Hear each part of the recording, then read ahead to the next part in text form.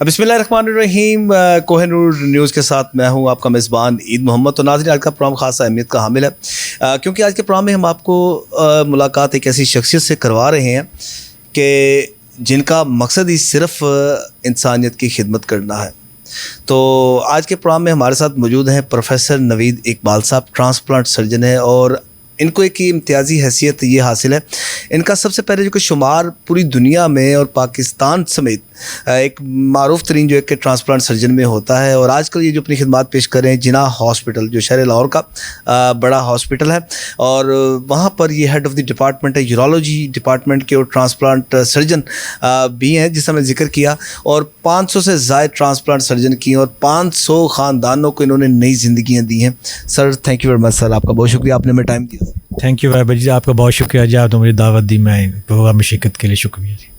अच्छा सर, वो प्रोफेसर नवीद इकबाल जो आज एक कामयाब तरीन ट्रांसप्लांट सर्जन है सर, उसकी ज़िंदगी पैदाइश के बाद जब वो थोड़ी बहुत होश संभालता है 5 साल या 7 साल के बाद, उसका बचपन, उसकी ज़िंदगी कहाँ पर गुजरी? जी थैंक यू वेरी मच जी। अल्हम्दुलिल्लाह जी, मैं क्योंकि अब मेरी पैदाइश है 67 की। ये वो दौर था जब इतनी फैसिलिटीज़ नहीं थी, इतनी सहूलियात नहीं थी, बल्कि कहना चाहिए कि अंधेरे वाला ही दौर था तकरीबन। तो जब हमारा बचपन या स्कूल लाइफ, वो समझें कि ज़्यादातर जो गली कूचों में और खेतों में और सारा इसी में गुजरी, क्योंकि हमारा रूरल टच था देहात का, तो उसी में हमने सारा हमारा गुजरा, सारा स्कूल्स भी हमारे वहीं थे। तो उसमें यह है कि उस वक्त जो हमारे हम लकी थे कि हमारे घर में उस वक्त बिजली थी। अदरवाइज जो लाइट चली जाती तो वहाँ भी अभी हम बड़े फ़ख्र से कहते हैं कि अभी भी हम वो मोमबत्तियों पे, लालटेनों पे, चिमनीज़ पे बैठ के पड़े हुए हैं। तो वो दौर उस तरह गुजरता है। उसके बाद शहर शिफ्ट हो गए, बावलपुर में मेरा बेसिकली ताल्लुक़ है। तो बावलपुर में वहाँ मैंने मैट्रिक, फिर FSC, SC कॉलेज, वहाँ का डिग्री कॉलेज मशहूर, वहाँ से किया। उसके बाद अल्लाह ताला ने मेरिट दे दिया तो मेडिकल को सिलेक्ट किया। मैं यहाँ ऐड करता चलूँ कि मैट्रिक में मैंने बोर्ड टॉप किया था। तो जब बोर्ड टॉप किया तो एक डिस्कशन होती है ना फैमिली में, याद है कि क्या, क्योंकि सिलेक्शन उस वक्त हमारा जो दौर था उसमें यूजुअली पेरेंट्स गाइड करते थे ये करो। अब तो यार ना स्टूडेंट, हम कहते हैं यार बच्चों को खुद जो सोचना है या जो करना है उनको करने दें। हमारे वास्ते दौर में जो पेरेंट्स डिसाइड कर देते हम उसको फॉलो कर लेते। तो क्योंकि हमारा फैमिली में ना डिसाइड हुआ जी इन्होंने, अच्छा वो डिसीजन, हाँ डिसीजन ये हुआ कि इसको ना पटवारी बना रहे। अच्छा, क्योंकि वो गूगल टच था और लोग उसमें पटवारी की बड़ी वैल्यू होती थी, तो लोग देखते थे, भाई हम भी देखते थे पटवारी आवे जो पूरा उसके लिए बंदोबस्त सारा कुछ हुआ है। तो अल्टीमेटली डिसीजन ये हुआ कि प्रोफेशन वो सेलेक्ट करें। मेरे वाले सब रेलवे में थे जी, गेजेटेड पोस्ट पे। तो फैसला ये हुआ कि वो फील्ड सेलेक्ट करें जिसमें सबसे बड़ी चीज़ रूहानियत हो, रेस्पेक्ट हो, ठीक है पैसा भी होता है, सारा कुछ हो, और सबसे बड़ी कि जिसमें खिदमत भी हो। तो फिर ये डिसीजन हुआ कि इनको ना डॉक्टर्स बनाया जाए। तो मैंने फिर FSC प्री मेडिकल जो है वो SC कॉलेज, डिग्री कॉलेज है भावलपुर का मशहूर, वहाँ से किया। अल्लाह ताला ने मेरिट के नंबर दे दिए। फिर मैं कायदे से मेडिकल कॉलेज से मैंने अपना MBBS का जो है वो किया। 91 में मैं पास हुआ वहाँ से। उसके बाद फिर फैसला हुआ कि अब क्या करें। MBBS तो हो गया, हाउस जॉब भी हो गया, अब जो पोस्ट ग्रेजुएशन है यानी स्पेशलाइजेशन वो किस में की जाए। तो हमारी फैमिली में स्टोन डिजीज़ के पेशेंट ज़्यादा थे। अच्छा सर, क्योंकि वो एरिया ऐसा है बावलपुर का, स्टोन बेल्ट में एक लिहाज से आता है। तो जब मैं अक्सर जब स्टूडेंट लाइफ में भी यही होता था, क्योंकि लोग समझते हैं कि डॉक्टर साहब वहाँ पढ़ रहे हैं तो चलो जाएं, तो मैं उनकी हेल्प करता था, जैसे उनकी मैनेजमेंट में। तो मेरा इंटरेस्ट है, मैं चलो जी यूरोलॉजी ही ज्वाइन करते हैं।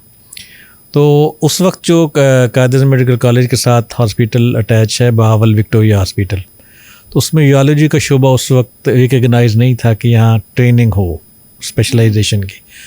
तो उसके लिए मुझे फिर लाहौर मूव करना पड़ा।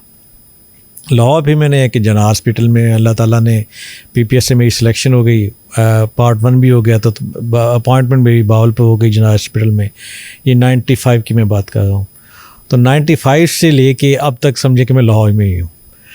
तो 4 साल जो हमारा वो ट्रेनिंग का होता है जनरल सर्जरी और यूरोलॉजी की ड्यूरेशन मिला के, तो मैं फिर FCPS جو ہے وہ میں نے مارچ 2001 میں کیا. FCPS کرنے کے بعد جو ہے کہ یہ میں ایک آپ کہہ لیں کہ لک کہہ لیں یا جو اس کو جو مرضی نام دے کہ میں ڈے 1 سے جناب میں ہی ہوں. یہ اللہ کی مہربانی ہوئی ہے کہ میرا کہیں ٹرانسفر یا کوئی ایسی بات نہیں ہوئی.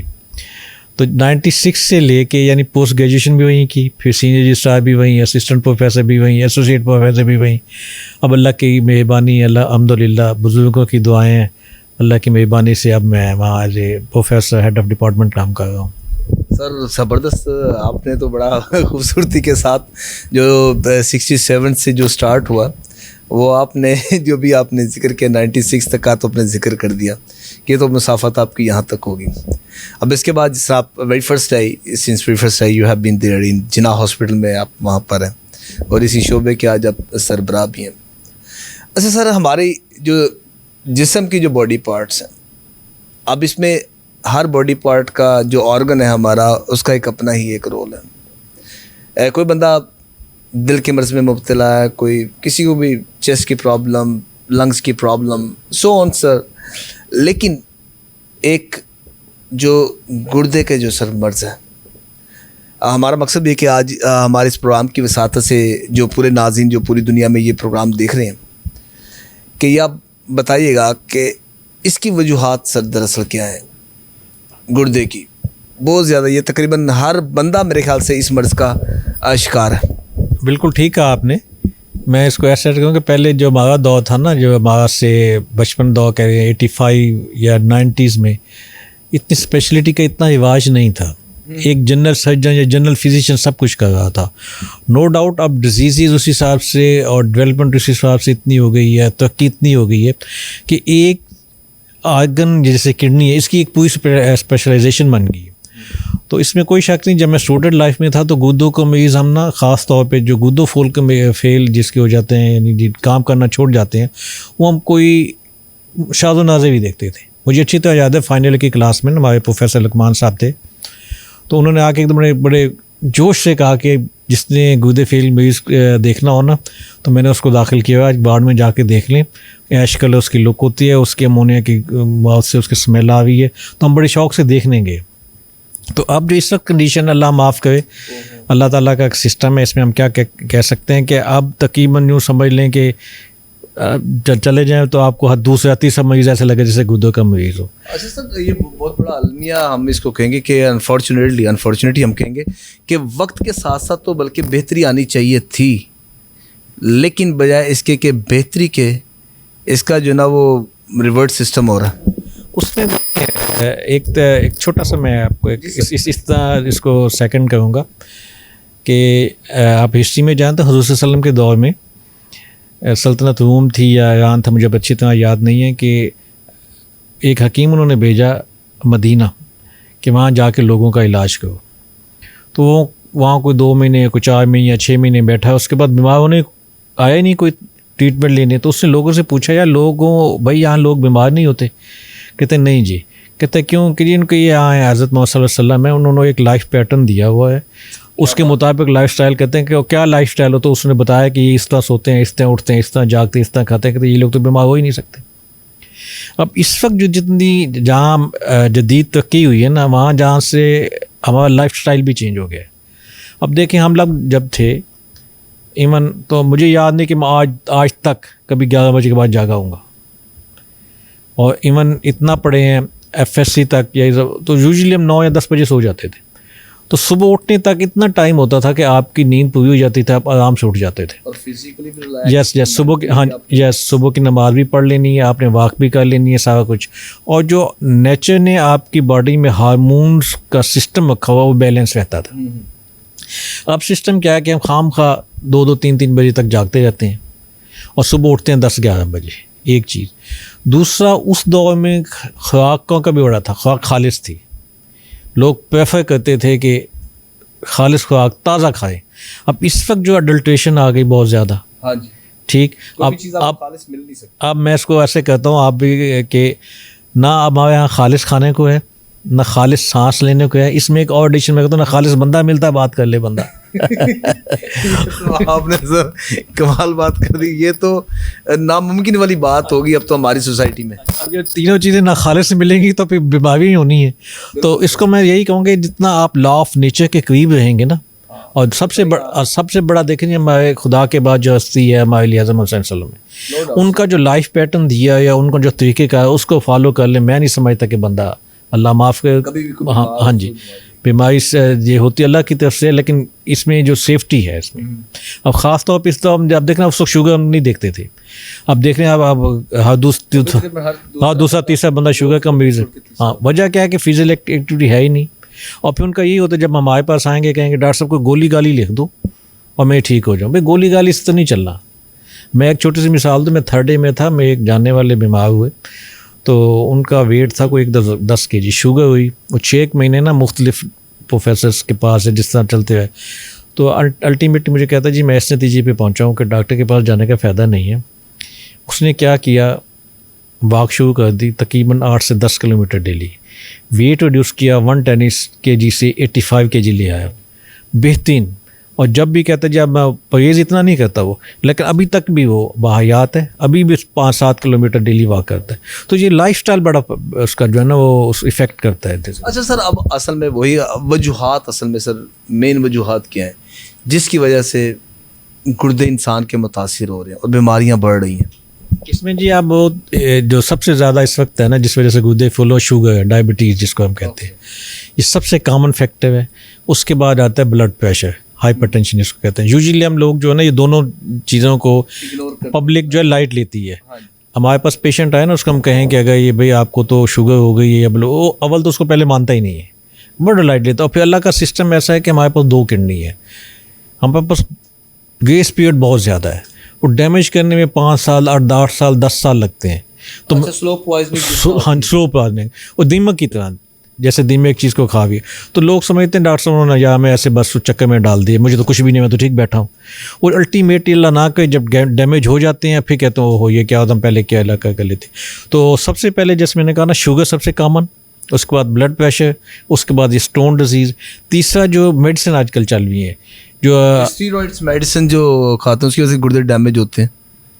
اسٹیرائڈ کا اتنا نہیں ہے, جس میں زیادہ تو یوز ہوتے ہیں جو جوڑوں کے درد وغیرہ, این ایسڈ کہتے ہیں, جو پین کلر دوائی ہیں نا جو ہم یوز کر لیتے ہیں وداؤٹ یس کہ کیا کھانا چاہیے کیا نہیں. وہ اگر ہیپیزٹ لیں اور لمبے عرصے کے لیے لیں تو اس میں نقصان دہ ہے. تیسرا آ جاتی ہیں کہ یہ کچھ ٹائپ جو جنہوں نے بیڑا غرق پھیر دیا ہمارے معاشرے کا, ہماری سوسائٹی کا, ہر انسان کی زندگی کو جو ہے وہ تباہی کے دہانے پر لا کر کھڑا کر دیا. یہ جو کویکس وغیرہ اس میں سارا, تو یہ ایک مین فیکٹر ہے. اس کے علاوہ نو ڈاؤٹ کچھ کنجنیٹل ڈیزیزز بھی ہوتی ہیں جس میں ہو جاتا ہے, جس کو ہم بہت اور ڈیزیز ہیں جس کو ہم گلومیرولونیفرائٹس کہتے ہیں. یہ اتنی کامن نہیں ہے جتنی میں نے آپ کو 2-3 جو مین بتائی ہیں. ان کی وجہ سے آج کل گردے بہت زیادہ خراب ہوتے ہیں. اچھا سر, اب ہم آتے ہیں, اچھا گردوں میں ایک سوال ہی آپ مجھے بتا دیجیے گا, اگر کسی کو گردے کی کوئی تکلیف ہوتی ہے, درد ہوتی ہے, پین ہوتی ہے, اس کو سب سے پہلے کیا کرنا چاہیے؟ لیکن سب سے بڑی بات آ جاتی ہے کہ اللہ نہ کرے یہ ہو گیا تو سب سے پہلے آپ کسی مفتنی ڈاکٹر سے ملیں, یعنی کم از کم MBBS ہو. جب آپ کو پتہ چل جائے کہ مجھے گردے کا درد ہے تو درد کی ریلیف کے بعد سب سے پہلے اپنے ٹیسٹ ضرور کروانے ہیں تاکہ اس کی روٹ کاز ڈھونڈی جائے. ضروری نہیں کہ ہر درد جو ہے وہ اسٹون کی وجہ سے ہو, اس میں انفیکشن بھی ہو سکتی ہے, خدا نہ خواستہ, اور بہت سے افیکٹ ہوتے ہیں, بعض کا ٹیومر بھی ہوتا ہے. تو جب آپ الٹرا ساؤنڈ اور یورین کمپلیٹ جو 2 بیسک ٹیسٹ ہیں یہ تو لازمی کروائیں نا, اس پہ آپ کو پتہ چل جاتا ہے کہ میرے گردے میں کوئی ایسی ڈیزیز تو نہیں ہے. پھر مزید آگاہ میں اس طرف جاتے ہیں. اچھا سر, اب آ جاتے ہیں گردوں کی فیلئر. جو گردوں کی فیلئر ہے وہ کس صورت پہ ہوتی ہے کہ جب گردے فیلئر ہو گیا تو پھر اس کا مطلب انسان کی زندگی کا اختتام ہو گیا؟ نہیں, اس کو میں اس طرح تھوڑا سا اتنا نہ ڈرائیں لوگوں کو. اس میں یہ ایڈ کر دوں کہ ہر گردے فیل مریض کا زندگی اختتام نہیں ہوتا. جب ایک پیشنٹ ہمارے پاس گردے فیل کا آتا ہے تو ہم سب سے پہلے اس میں دیکھتے ہیں اس کی کاز کیا ہے. کچھ ڈیزیزز ایسی ہیں جو ریورسیبل ہوتی ہیں کاز, جیسے کوئی اسٹون ہے स्टोन आके नाली में फंस गया दोनों साइड पे, हम स्टोन ऑपरेट कर दें 100% ठीक हो जाएगा। ठीक है। को हाँ, अगर खुदा का नास्ता शुगर से है या ब्लड प्रेशर से, वो आपकी बात बिल्कुल ठीक है, वो ठीक नहीं, वो पे अल्टीमेटली डायलिसिस पे जाता है। तो हमने सबसे पहले ये डिसीजन लेता है तो इसमें कोई रिवर्सिबल काज है, अगर रिवर्सिबल काज है तो दैट्स गुड। या बाज़ का जैसे हैज़ा हो जाता है ना, इसको फूड पॉइजनिंग भी कहते हैं, जैसे पानी की कमी हो जाए असर, बट वो यूजुअली किडनी रिकवर कर जाते हैं 2 से 4 हफ्ते में रिकवर कर जाते हैं।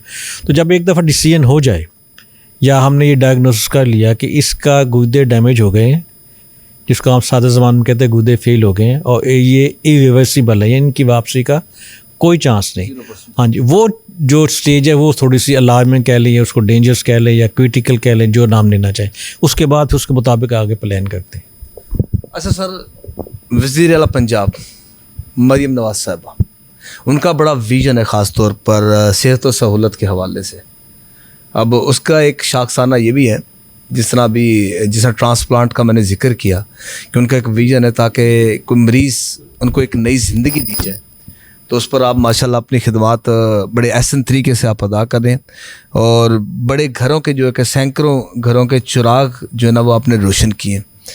और ट्रांसप्लांट के हवाले से बताइएगा कि कितने आपने ट्रांसप्लांट किए हैं और क्या उसकी जो है वो अचीवमेंट्स रही हैं।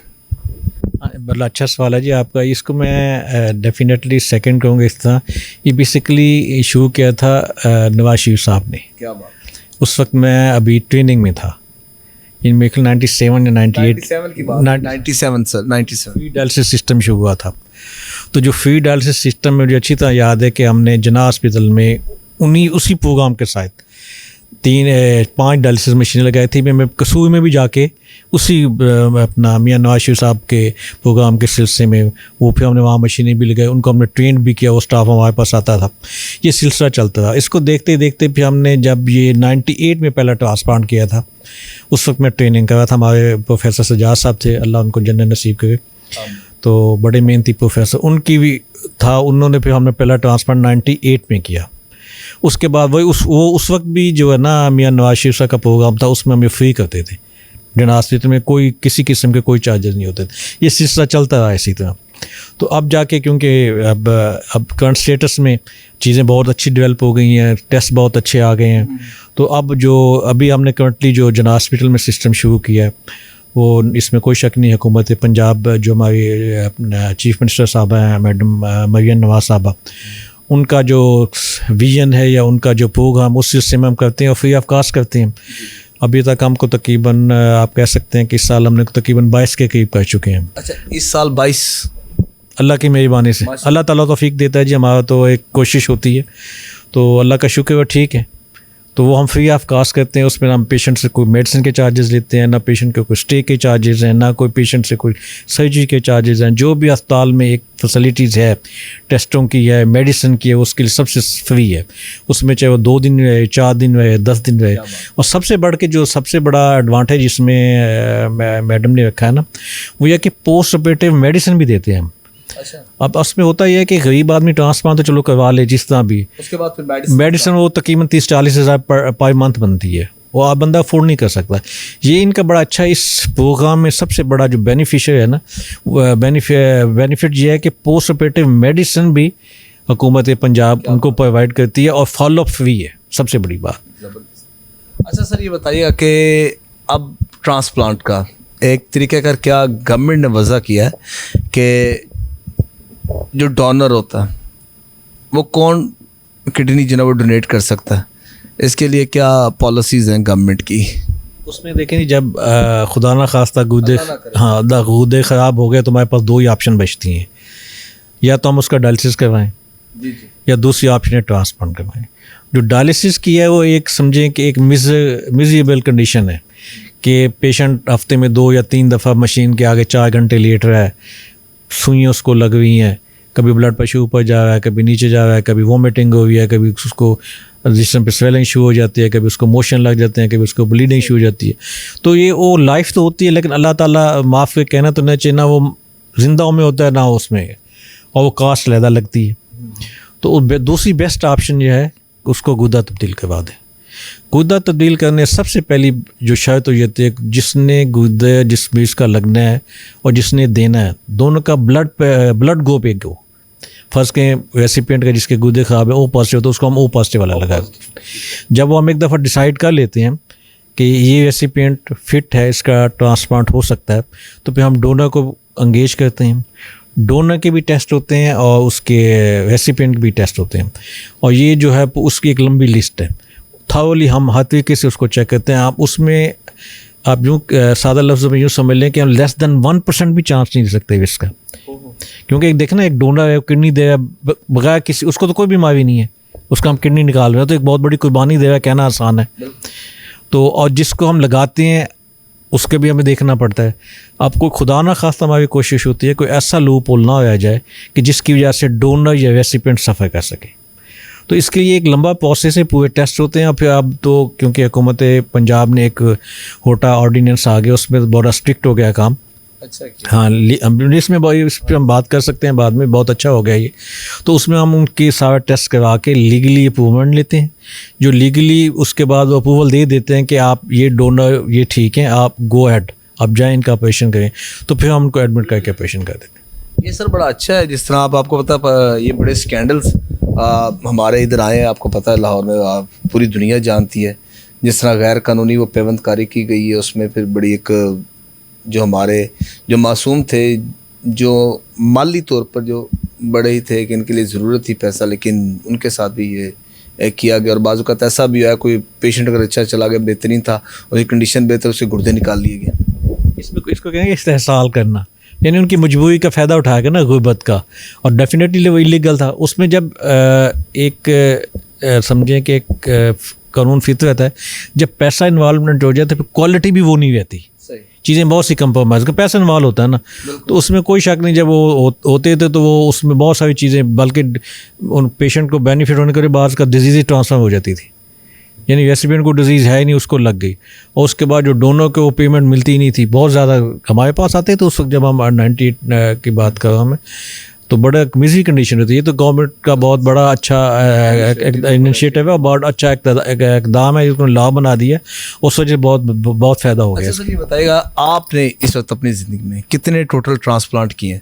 اب جن کے آپ نے ٹرانسپلانٹ کیے ہیں وہ کیسی زندگی گزار رہے ہیں؟ جب آپ کو ملتے ہیں تو کیسا لگتا ہے؟ اس میں دیکھیں جی, یہ میں بتانا 98 سے سلسلہ شروع ہوا.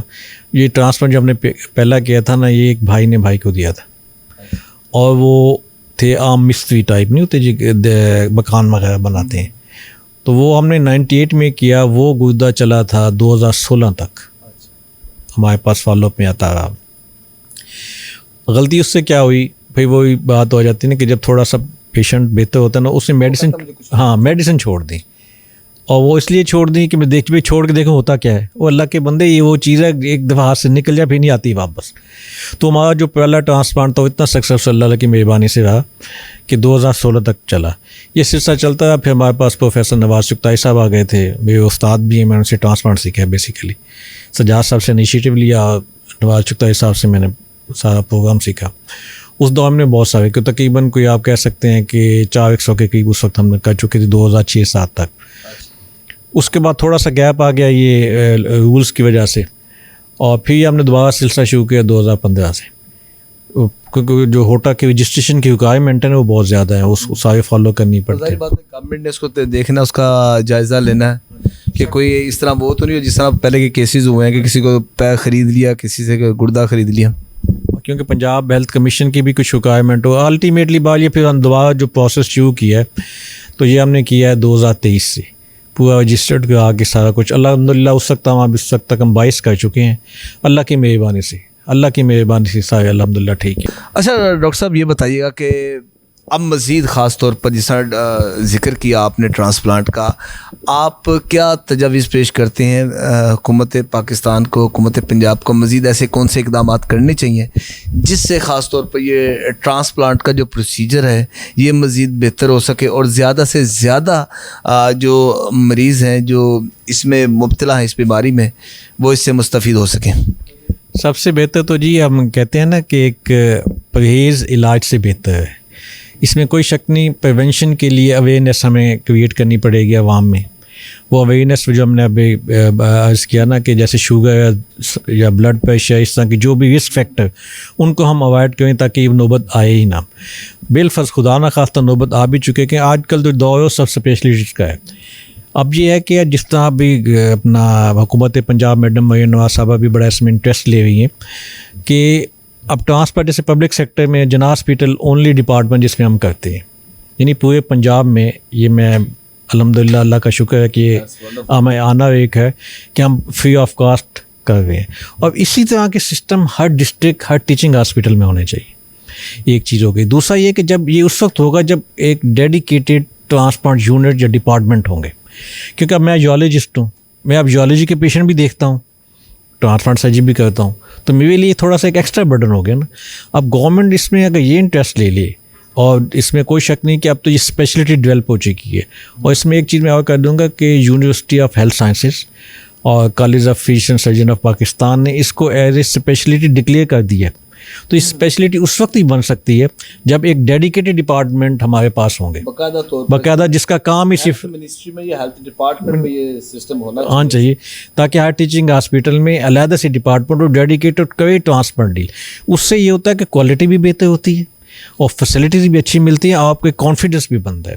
تو میری جو سجیشن ہے حکومت پنجاب سے کہ اس طرح کا کوئی اسٹیپ لے کے, اب چیزیں ہر جگہ موجود ہیں, انفراسٹرکچر بھی ہیں, اس طرح کے ڈپارٹمنٹ بنائے اور زیادہ سے زیادہ بندے ٹرینڈ کریں تاکہ یہ پیفی میں جا کے, اب ہر بندہ لاؤ تو نہ آئے, وہ فرض کے ساہیوال میں بھی ہونا چاہیے, اکاڑا میں بھی ہو جائے, ملتان میں باولپور میں ہو سکتا ہے, ویمیا میں بھی ہو سکتا ہے.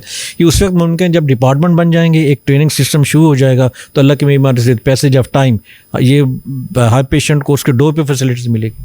اچھا سر, آپ نہیں سمجھتے اس کے لیے باقاعدہ طور پر ایک انسٹیٹیوٹ ہونا چاہیے جس طرح دوسرے انسٹیٹیوشنز ہیں, اس طرح ایک باقاعدہ یہ بھی ایک انسٹیٹیوٹ ہونا چاہیے جو یورولوجی سے ریلیٹڈ ہو؟ ڈیفینیٹلی اسی پیٹرن کا بنے گا نا یہ, جس میں جیسے پی آئی سی ایس میں ہارٹ پیشنٹ ہم دیکھتے ہیں, تو ڈیڈیکیٹڈ ٹو ٹرانسپلانٹ ہوگا اور وہ ہر ٹیچنگ ہاسپٹل میں بن سکتا ہے, بالکل ایک ڈپارٹمنٹ بن سکتے ہیں. اس میں کتنے ایکسٹرا آرڈینری آلریڈی دیکھیں, لیبارٹری وہاں ہوتی ہے, ایکس رے ڈپارٹمنٹ ہوتا ہے, آلموسٹ ہوتا ہے, صرف تھوڑا سا اس کو ارینج کر کے اس کو, اور اکنامکس بھی اس میں زیادہ اتنی انوالو نہیں ہوتی. اور اس کے علاوہ سر مزید کیا سجیسٹ کرتے ہیں؟ اللہ تعالیٰ کا سسٹم ہے جی, بس حکومت اپنے عوام کی فیسلٹیز کافی آلریڈی, تو اس کو اپریشیٹ بھی کریں گے. اور ڈیفینیٹلی مین چیز تو یہ کہ پراپر ٹریننگ کریں اور پراپر ڈپارٹمنٹ بنائیں, تو اور چیزوں کو فیسیلیٹیٹ کریں, انشاءاللہ آؤٹ پٹ ملتی ہے. اور اس میں جو ہے ہم میڈم مریم نواز صاحبہ سے میری ریکویسٹ ہوگی کہ اس کو, ان کا وی این بھی ہے اور انہوں نے جو کارڈ کا یہ سسٹم بنایا بہت اچھا بنایا ہے, اس میں بہت فائدہ ہوا ہے. پیشنٹ کا بھی فائدہ ہوا کہ اس کو فری آف کاسٹ میڈیسن بھی مل جاتی ہیں اور آپریشن بھی ہو جاتا ہے, اور پوسٹ آپریٹو اس کو پریشانی بھی نہیں ہوتی. تو اس قسم کے اس کو آرگنائز کر دیں مزید, اور مختلف ڈپارٹمنٹ بنا دیں ڈفرینٹ ٹیچنگ ہاسپٹل میں, تو انشاءاللہ اس کے پروگرام اور اچھا اور بہتر ہوگا. چلیں سر, تھینک یو ویری مچ. جی ناظرین, جس طرح پروفیسر نوید اقبال صاحب نے اور سجیشن دی ہے, یہ میرے خیال سے اور قابل ستائش ہے. اس پر جس طرح وزیر اعلیٰ پنجاب مریم نواز صاحبہ کا ویژن ہے, اور بڑی خوبصورت بات ہے, بڑی اچھی بات ہے کہ جس طرح حکومت پنجاب جو گردے کے مریضوں کے لیے کہ ان کی فلاح کے لیے اپنی خدمات سر انجام دے رہی ہے, وہ قابل ستائش ہے. اور خاص طور پر اس پوسٹ آپریٹو پیشنٹس کا انہوں نے ذکر کیا کہ اس کے بعد بھی ادویات جو ہے وہ جناح ہاسپٹل میں ٹرانسپلانٹ کے بعد بھی ان کو ادویات ان کو مہیا کی جاتی ہیں. یہ بالکل اچھی بات ہے, اور خاص طور پر جو سجیشنز دی ہے وہ بالکل ضروری ہے. اس پر حکومت پنجاب کو اور تمام تر محکمہ صحت پنجاب کو دیکھنا چاہیے اور ایسا ادارہ بنانا چاہیے جس طرح پنجاب انسٹیٹیوٹ آف کارڈیالوجی اسی طرز کا ایک باقاعدہ انسٹیٹیوٹ ہونا چاہیے. اور ٹرانسپلانٹ تقریباً پورے پنجاب بھر میں ہی ہونے چاہیے, جس سے جو ہے کہ تمام تر مریضوں کو اچھی سہولیات مل سکتی ہیں. لیکن جو سب سے زیادہ ضروری ہے کہ اویئرنیس کے حوالے سے بھی آگاہی واک, آگاہی سیمینار ہونے چاہیے, تاکہ اگر جتنے بھی جو 12 کروڑ عوام ہے یا پورے پاکستان میں اگر وہ تمام تر ان پیرامیٹرز کو جو احتیاطی تدابیر کو اپنائیں گی, تو پھر کوئی شک والی بات نہیں کہ گردوں کے مریضوں کی تعداد میں اضافہ نہیں بلکہ کمی آئے گی. تو ناظرین, یہ آج کا ایک پروگرام تھا, خصوصی پروگرام تھا. اس کے ساتھ ہی مجھے میری کیمرہ مین ٹیم شہین بابا کو اجازت دیجیے, اس دعا کے ساتھ کہ اللہ تعالیٰ ہم سب کا حامی ناصر ہو. اللہ حافظ.